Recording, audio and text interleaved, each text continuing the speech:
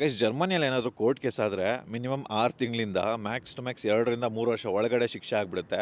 ಆದರೆ ನಮ್ಮ ಇಂಡ್ಯಾದಲ್ಲಿ ಹೆಂಗೆ ಗೊತ್ತಾ, 10 ವರ್ಷ 15 ವರ್ಷ 20 ವರ್ಷ ಆದರೂ ಕೆಲವೊಂದು ಸತಿ ನಿಮಗೆ ಅದ್ರ ಬಗ್ಗೆ ಏನು ಅಂತ ಗಂಧಗಾಳಿನೂ ಗೊತ್ತಾಗೋದಿಲ್ಲ. ಸೊ ಕೆಲವೊಂದು ಸತಿ ಏನು ಅನಿಸ್ಬಿಡುತ್ತೆ ಅಂದರೆ ನಮ್ಮ ಇಂಡಿಯಾನೇ ಸೇಫ್ ಏನೋ ಅಂತ ಅನಿಸ್ಬಿಡುತ್ತೆ. ಇದು ಅನ್ವಯಿಸೋದು ಬರೀ ಪೊಲಿಟಿಷಿಯನ್ಸು, ಸೆಲೆಬ್ರಿಟೀಸು, ದೊಡ್ಡ ದೊಡ್ಡ ವ್ಯಕ್ತಿಗಳಿಗೆ ಮಾತ್ರ. ಕಾಮನ್ ನಮ್ಮ ಥರ ನಿಮ್ಮ ಥರ ಮಿಡಲ್ ಕ್ಲಾಸ್ ಜನಕ್ಕೆಲ್ಲ ಅಲ್ಲೇ ಬಿದ್ದರೆ ಅಲ್ಲೇ ಬಹುಮಾನ ಅಂದ್ಕೊಂಬಿಡಿ. ಸೊ ಫಾರ್ ಎಕ್ಸಾಂಪಲ್ ನಮ್ಮ ವಿನಯ್ ಕುಲಕರ್ಣಿ ಅವರ ಕೇಸ್ನೇ ತೊಗೊಂಡ್ರೆ 10 ವರ್ಷ ಆಗಿದೆ.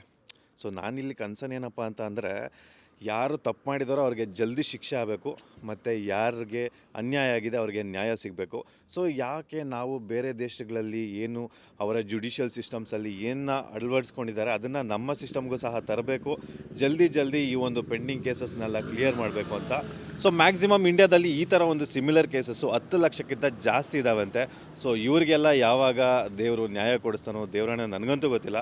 ಸೊ ಇದ್ರ ಬಗ್ಗೆ ನಿಮಗೇನು ಅನಿಸುತ್ತೆ ಕಮೆಂಟ್ ಸೆಕ್ಷನಲ್ಲಿ ತಿಳಿಸಿ. ಈಗ ನನಗೆ ಟೈಮ್ ಆಯಿತು, ಮುಂದಿನ ವಿಡಿಯೋದಲ್ಲಿ ಸಿಗೋಣ. Love you all, take care, Jai Hind, Jai Karnataka.